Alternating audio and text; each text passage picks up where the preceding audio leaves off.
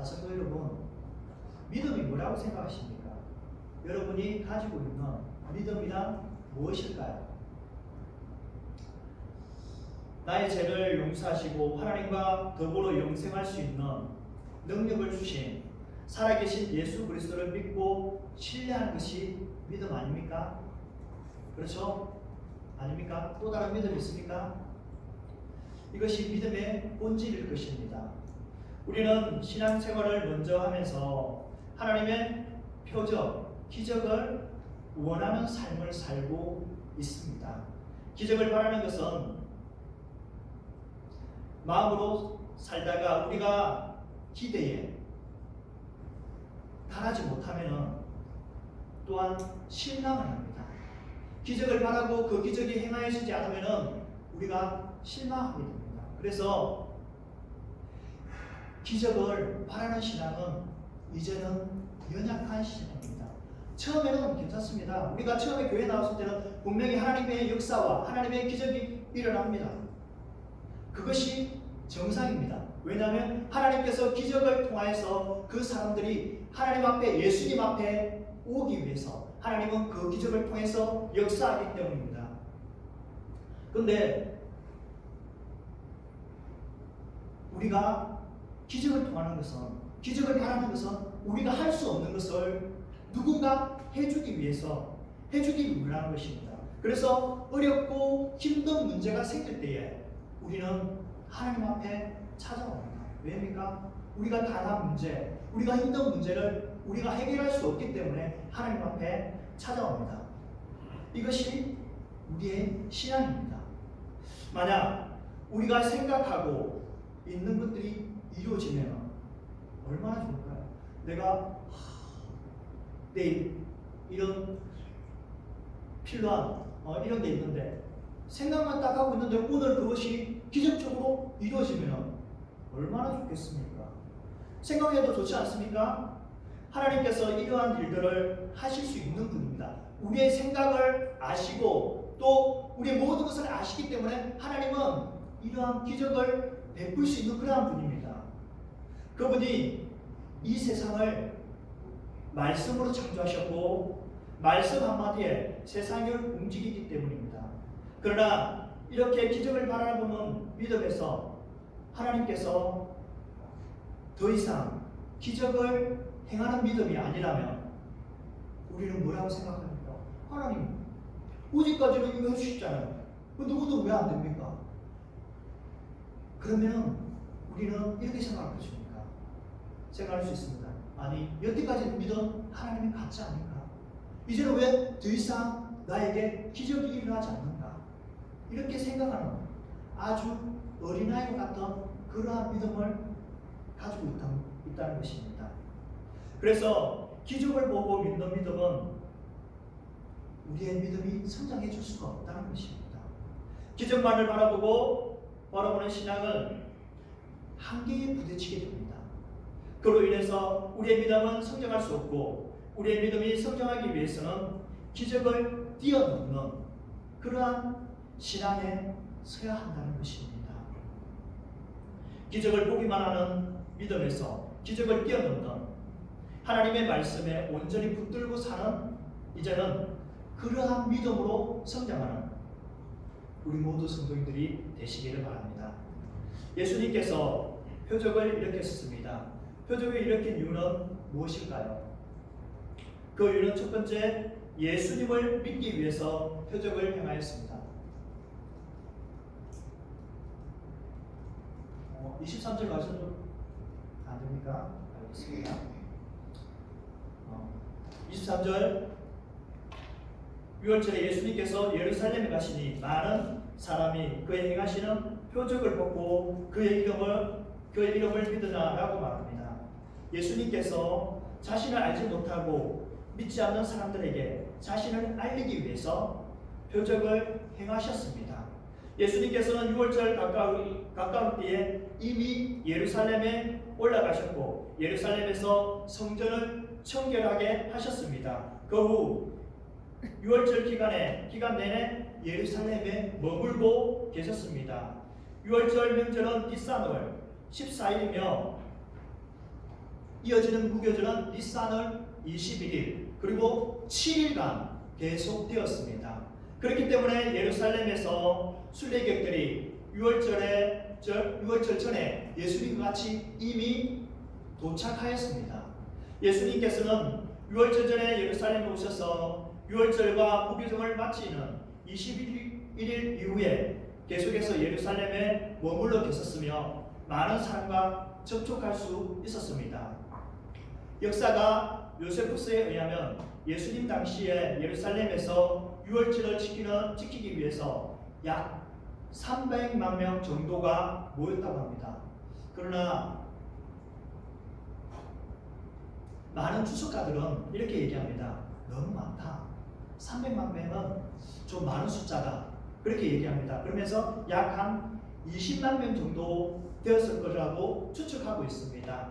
예수님의 공생의 3년 동안 예수님께서 6월절마다 예루살렘에 오신 목적에는 자신이 그토록 기다리는 메시아, 즉 생명 되시고 빛이 되신 것을 유대인들에게 알리기 위해서 예루살렘에 오신 것입니다. 그래서 누가복음 19장에서 이렇게 말합니다. 예수님께서 6월절이 끝나기까지 날마다 성전에서 하나님의 말씀을 가르쳤다라고 말씀하고 있습니다.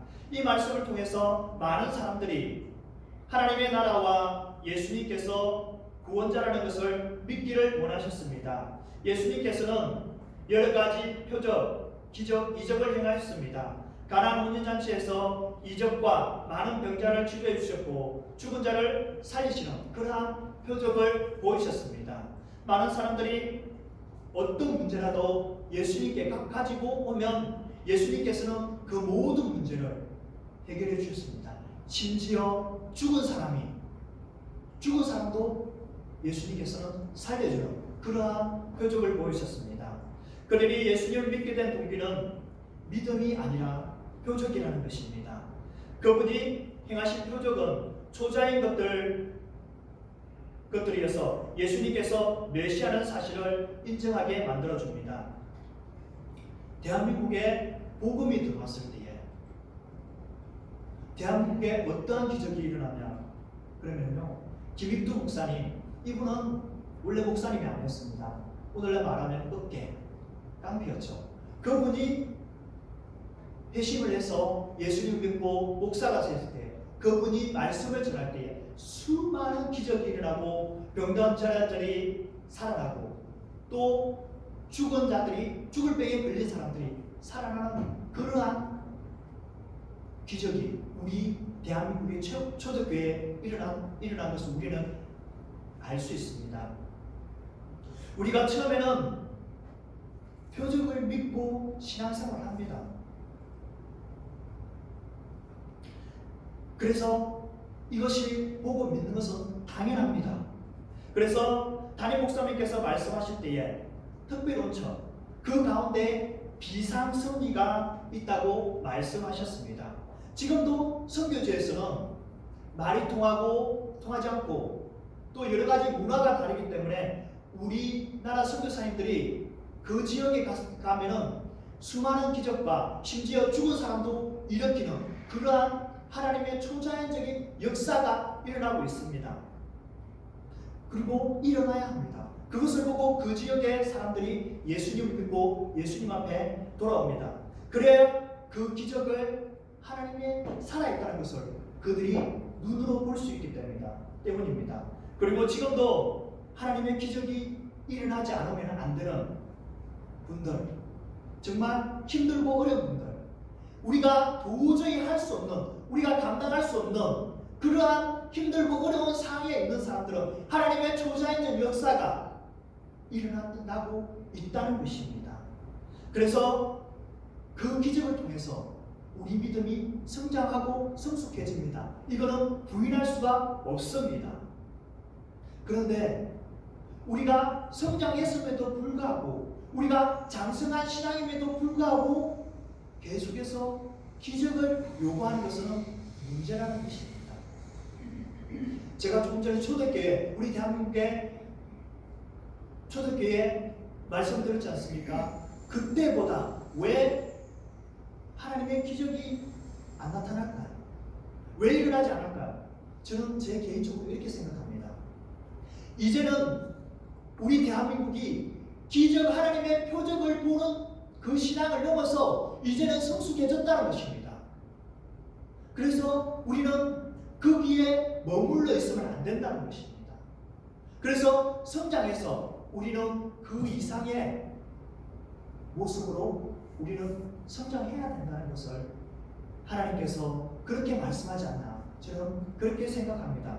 그러면 계속해서 표적만 구하는 믿음은 마치 돌밭에 부러진 씨와 같습니다. 잠시 믿음의 싹이 나오는 것 같지만 햇빛 때문에 금방 시들어 버립니다. 그들은 예수님을 표적으로 눈으로 보지만 예수님께서는 자신의 구원자로 받아들이지 않고 신뢰하지 않습니다.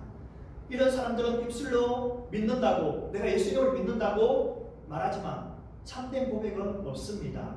예수님의 말씀을 믿는 것 같지만 삶엔 변화가 없습니다. 온전한 헌신이 없다는 것입니다. 요한은 여러 차례 표적을 보고 믿는 믿음에 순수한 믿음이 아님을 말하고 있습니다. 본절에서 나오는 그 이름을 믿으라라는 표현은 예수님을 인격적으로 영접한 것은 아니라고 말하고 있습니다. 사람은 사람으로 구원에 이르게 하는 참 믿음과 예수님이 누구인지 알고 인정하는 것과 반면 표적을 보고 믿는 믿음은 현격한 차이가 있다는 것입니다. 여기에서 보고는 테오로스는 현재 분사로서 그들이 예수님께 행하는 표적을 계속하여 관찰하고 있다는 것입니다. 유대인들이 예수님의 표적을 행하는 것을 그냥 눈으로 보고 어떤 표적을 일으키지, 어떤 표적을 일으킬까 이렇게 눈으로 보고 있다는 것입니다.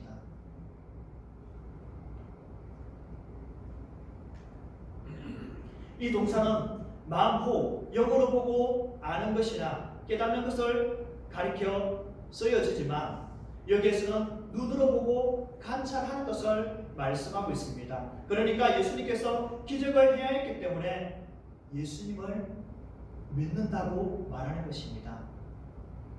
지금까지 이런 사람이 없었기 때문에 죽은 자가 살아나고 수많은 질병에서 떠나서 또 그것을 본 후에 그들은 예수님을 믿는다고 말씀하고 있습니다.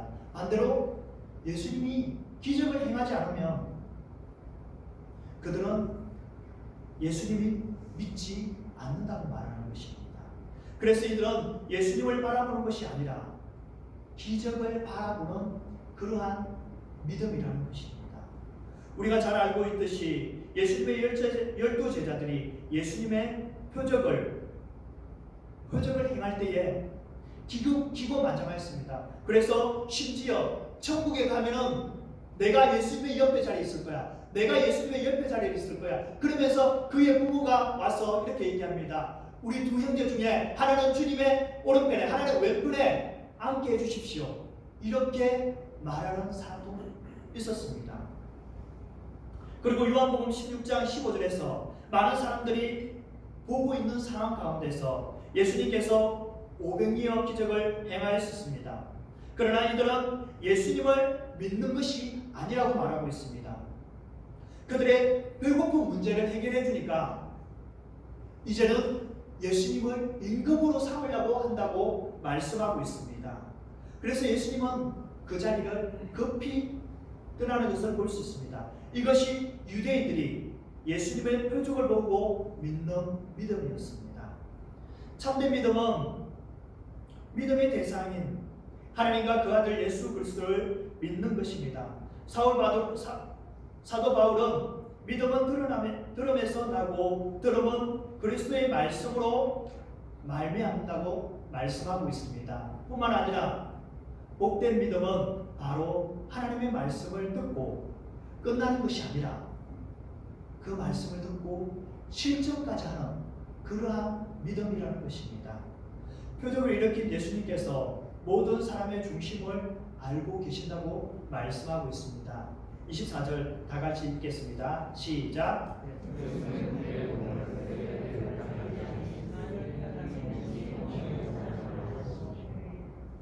아멘. 예수님께서 예루살렘에서 많은 표적을 행하였지만 이들은 예수님을 믿는 것이 아니라 표적을 행하는 그만을 보고 믿었습니다. 예수님께서 표적을 행할 때에 자신들의 만족을 채워줄 때만 예수님을 믿었다는 것입니다.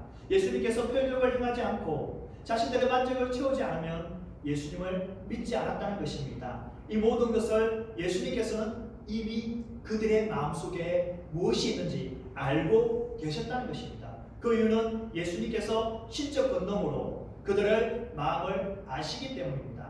병원에 가면은 우리가 가슴 흉부 촬영할 때 가슴이 답답하고 문제가 있으면 엑스레이를 찍어봅니다. 그러면 우리 몸속에서 그 엑스레이 통해서 볼 수 있습니다.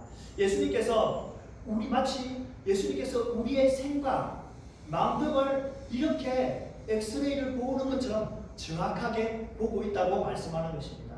그래서 가장 중요한 것은 그들의 믿음이 예수님을 진심으로 믿는 진짜 믿음인지 가짜 믿음인지 모두 알고 계신다는 것입니다. 다른 종교 지도자들과 달리 아첨하는 말 속에 넘어가거나 예수님의 칭찬하는 말에 유혹되거나 순전해서 속절없이 당하는 그런 분이 아니라는 것입니다. 예수님께서 사람들의 마음속을 속속히 아셨고 이것은 본문 속에서 여러 사람들에게 여러 가지 다양한 방법으로 다가간 것을 말해줍니다. 그렇기 때문에 예수님께서 이러한 가짜로 회심한 자들에게 자신을 의탁하지 않았다고 합니다. 왜냐하면 예수님은 그러한 사람들의 마음과 생각을 알고 계셨기 때문입니다.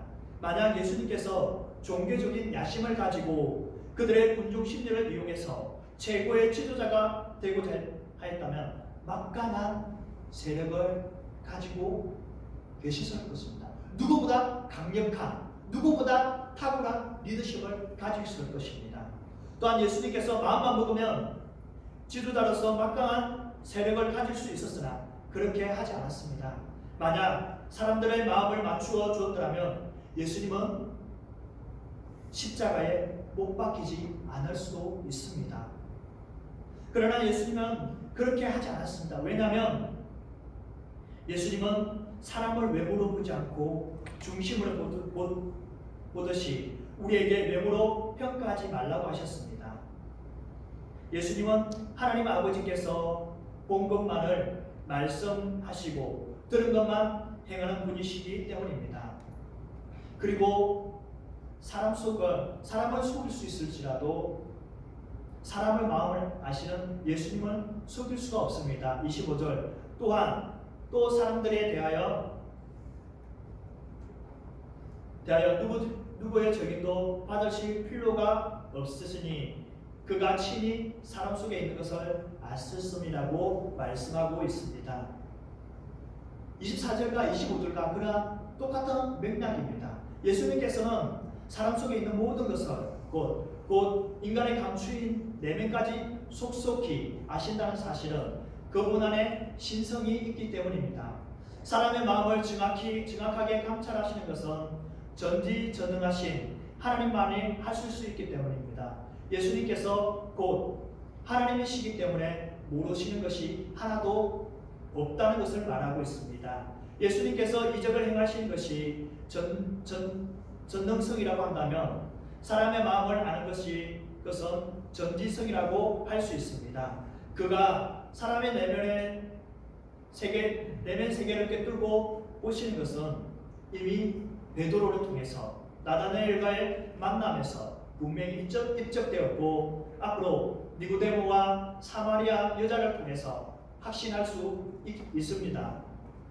예수님께서 모든 인간의 본질적 부분까지도 정확히 알고 계셨으므로 굳이 다른 사람들의 보충적인 증거를 들어 확신할 필요가 없음을 밝히고 있습니다. 예수님께서는 신적 속성을 다시 한번 강조하고 있습니다. 즉 우리 마음속에 간사하고 표류부중한 위선자가 또한 그들의 마음속에 간사한 마음이 누가 있는지, 그들의 눈 속에 눈은 속일 수 있지만 예수님은 속일 수 없습니다. 그래서 예수님께서 불꽃 같은 눈을 피하여 숨을 수가 없는 것입니다.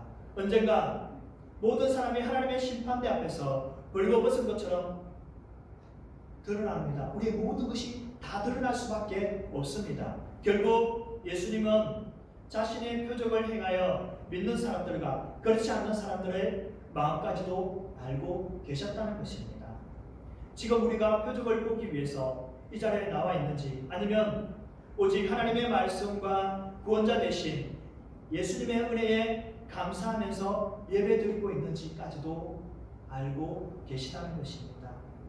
우리의 믿음이 표적을 쫓아가기는 가는 믿음인지, 말씀대로 살아가는 진정한 믿음인지, 이 시간 우리의 마음을 돌아보시고 우리를 돌아보는 그러한 시간이 되기를 바랍니다. 두 번째로 예수님께서 표적을 행하신 이유는 니고데모에게 자신을 알리기 위해서입니다. 3장 1절, 그런데 바리새인 중에 니고데모라는 사람이 있으니 유대인들의 지도자라고 말하고 있습니다.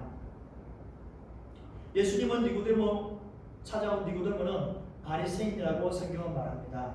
니고데모는 문화적으로 교육을 잘 받고 훈련을 잘 받은 사람입니다. 또한 윤리적이며 경건한 사람입니다.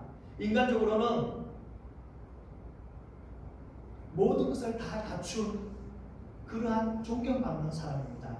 당시의 바리새인들은 위선자라는 말에 대명사로서 사용되기도 했습니다. 예수님께서 마태복음 23장에서 서기관과 바리새인들을 향해서 7번 화를 내시는 말씀이 나옵니다. 화에 쏟으셔서 말씀하시면서 서기관과 바리새인들을 책망하실 때에 화에서 회칠한 무덤과 같은 사람들이여 라고 하셨습니다. 의식과 규례를 갖춘 종교인, 윤리적으로 높은 차원에서 사는 사람들이만 신학적으로는 보수적이고 구약의 율법을 철저히 지키는 사람들이었습니다. 그러나 바리새인들은 율법만 가지고 쫓아다니며 남을 괴롭히는 그러한 사람입니다. 요한복음 8장에서 유명한 사건이 나옵니다. 서기관과 바리새인들이 음행 중에 있는 여자를 예수님께로 이끌고 나왔습니다. 그 이유는 예수님을 시험하기 위해서입니다. 모세의 율법에 이러한 음행한 여자를 돌로 치라고 했습니다. 그들이 이 여인을 예수님께 고발합니다. 어떤 목사님께서 이 본문을 설교하면서 서기관과 바리새인들이 이 여자의 뒤를 따라다니며 음행하기를 기다렸다가 음행할 때 그 여인을 잡았다고 설교하는 것을 들었습니다. 오늘날 형사들이 범인을 찾기 위해서 잠복 근무를 합니다. 그래서 범인이 오면은 잡습니다. 마치 서기관과 바리새인들이 그렇게 이 여인을 찾기 위해서 잠복을 하며 기다렸다는 것입니다. 그래야 표적을 행하는 예수님을 이제 그 여인을 데려가서 예수님 앞에 가면은 예수님의 코가 납작해 줄 수 있지 않겠습니까? 그래서 그들은 기고만장하게 이제는 정말 예수님을 우리들 앞에 무릎을 꿇릴 수가 있다라고 생각하면 그 여인을 예수님 앞에 데리고 왔습니다. 그 결과 서기관과 바리새인들이 오히려 예수님께 참패를 당한 것을 볼 수 있습니다. 니고데모는 바리새인에 의해서요 산에 들인 공회원이었습니다. 또한 그리고 유대인의 관원장이었습니다. 한글 교역 성경에도 반영되어 있기는 하지만 원문상으로 볼 때에 바리새인이란 그 이름의 소속이며 니고데모란 그 이름이며 유대인들의 간호는 그의 신분을 밝히는 매우 구체적인 내용으로 되어 있습니다. 니고데모와 예수님의 대화가 매우 중요한 내용은 영생에 대해서 말하고 있었던 것입니다.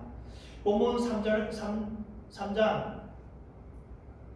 3절에서 15절까지 예수님과 니고데모의 대화가 계속되는 본 단락은 당시 유대인들의 중심을 세력에 있었던 바리새인들의 율법주의의 허구를 밝히고 하나님 나라는 오직 중생을 통하여서 들어갈 수 있다는 기독교의 핵심 진리를 밝혀주는 중요한 내용을 니고데모와 예수님과 말씀하고 있는 것입니다.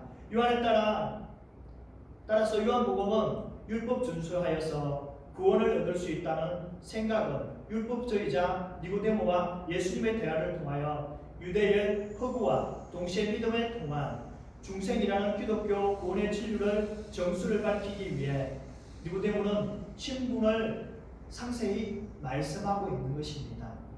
한편 니고데모는 니코데모스입니다. 니케는 승리와 데모스의 백성의 합성으로 니고데모는 승리한 백성의 정복자이라는 뜻입니다. 다른 복음서에서는 니고데모에 대해서는 언급이 전혀 나타나지 않으나 요한복음에서는 니고데모에 대해서 3번이나 기록되고 있습니다. 첫 번째는 3장에서 예수님과 니고데모의 대화가 나오고, 두 번째는 7장에서 유대 종교 지도자들이 예수님의 죽이려고 계획을 세울 때에 사내들인 공회에서 예수님을 죽인 것을 소극적으로 니고데모가 반대하는 것을 볼 수 있습니다. 마지막 19장에서 예수님께서 운명하신 후 마리아와 요셉과 함께 예수님을 장사 지낸 문명에서도 니고데모가 등장합니다.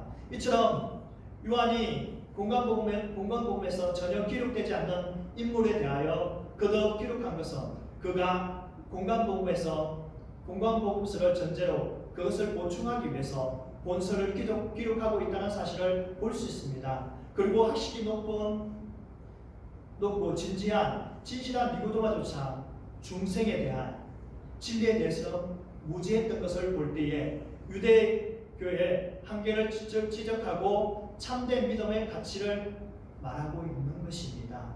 한편 요한이 율법의 정통 랍비요, 유대의 최고 중앙의 얼개 기구이며 최고의 재판이기도 했던 사내들인 의원 니고데모를 집중하여 조명하며 그분의 신분이 특별히 밝힌 것은 당시 유대사의 엘리트들 가운데 적지 않은 수가 예수님께 관심을 가지고 있음을 말하기 위해서입니다. 니고데모가 한밤중에 예수님을 찾아왔습니다. 2절 다 같이 읽겠습니다. 시작.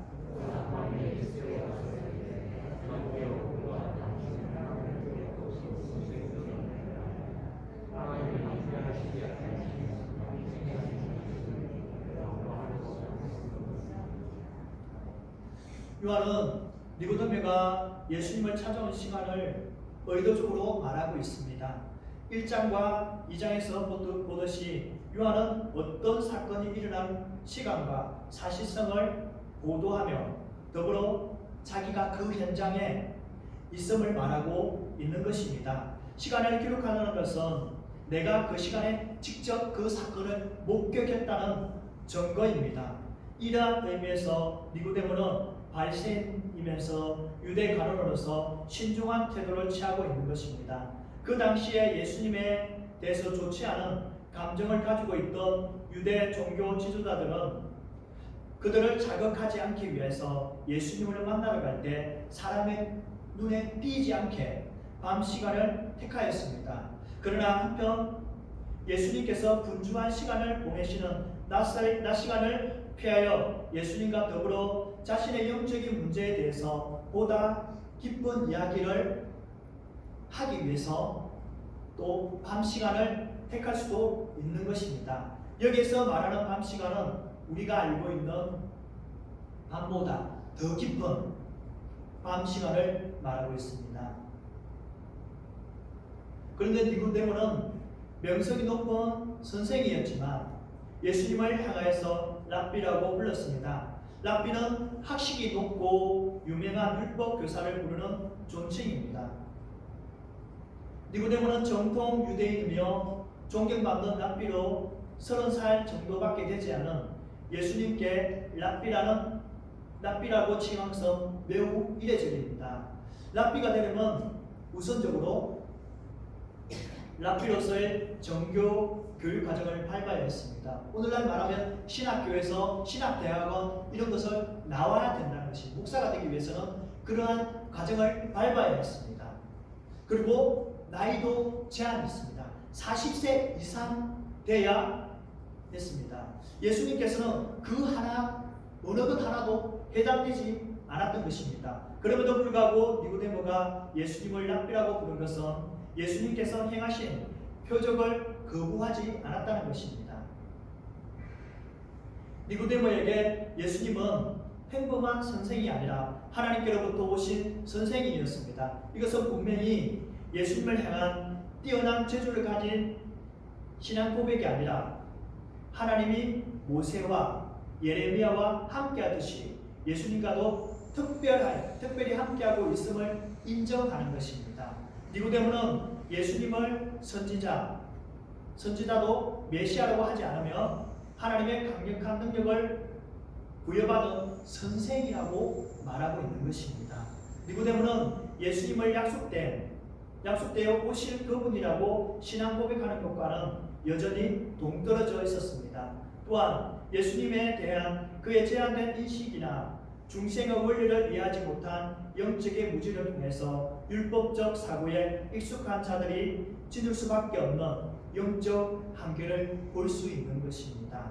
니고데모는 여러 정보 수집과 예수님께서 행하신 표적에 대해 듣고 단번에 그분이 하나님께로부터 오신 선생님을 알려서 다음은 당신의 행하시는 이 표적을 아무도 할 수 없음이라는 고백에서 알 수 있습니다. 니고데모는 표적을 통해서 예수님을 랍비라는 것을 확신하고 예수님의 존재와 사역을 하나님과 연관지었습니다. 그러나 이러한 지혜가 있었지만 안타깝게도 그의 인식은 일정한 한계를 벗어나지 못하였습니다. 그가 예수님을 다른 특별한 부분으로 이해했고 그분 안에 내재한 신성을 보지 못하였기 때문입니다. 그분이 메시아라는 사실을 알지 못하였습니다. 그는 예수님을 단지 구약 선지자 중 하나로만 여겼습니다. 만일 그가 예수님을 실제로 정확히 알았다면 예수님을 따르는 자가 되어 밤 시간이 아닌 낮 시간에 예수님을 찾아왔을 것입니다. 니고데모와 예수님께서 행하신 표적을 보고 예수님께 찾아왔습니다. 당시에 수많은 유대인들도 많은 사람들이 예수님께 행하신 표적을 보았습니다. 그럼에도 불구하고 이들은 예수님의 표적에만 머물러 있는 사람이었습니다. 니고데모 역시 그러한 사람이었습니다. 니고데모는 좀 더 관심이 있었기에 예수님을 찾아왔던 것입니다. 이들은 예수님의 자신이 필요를 채워주는 선생으로 생각했던 것입니다. 이것이 제자의 신앙이었고 많은 사람들이 예수님을 따랐던 이유입니다.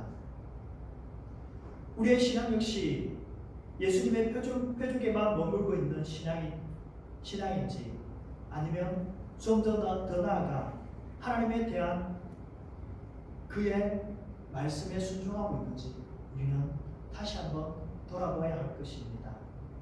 지금 우리의 믿음은 어디에 머물고 있습니까? 유대인처럼 니고데모의 표적을 구하는 믿음입니까? 아니면 아직까지 어린아이의 신앙처럼 표적을 구하고 또 그것을 믿는 우리의 믿음과 우리의 신앙이 아닙니까? 그러면 우리의 믿음이 흔들릴 수밖에 없습니다. 우리에게 기적과 표적이 나타나지 않으면 우리의 믿음이 흔들려질 수밖에 없습니다. 표적을 보고 믿는 믿음은 그래서 오래 갈 수가 없습니다. 예수님께서 나를 보고 믿는 자보다 나를 보지 않고 믿는 자가 더 복이 있다고 말씀하셨습니다. 우리는 표적이 아닌 온전히 예수님만을 믿고 쫓아가는 성도인들이 되어야 합니다. 말씀을 정리하겠습니다. 사랑하는 성도 여러분, 서두에 표적을 바라보는 믿음은 결국 어린아이와 같은 믿음이라고 말씀드렸습니다. 어린아이의 신앙은 예수님께서 표적을 보고 행할 때에 또 유대인들과 바리새인들처럼 예수님을 믿지 않고 표적만을 구하는 그러한 신앙이고 그러한 믿음이었습니다. 오늘 우리는 표적을 구하는 믿음에서 이제 그것을 뛰어넘어서 온전히 하나님의 말씀을 믿고 하나님의 말씀을 실천하며 한층 더 성숙하고 성장하는 저와 성도님들이 되시기를 축원드립니다.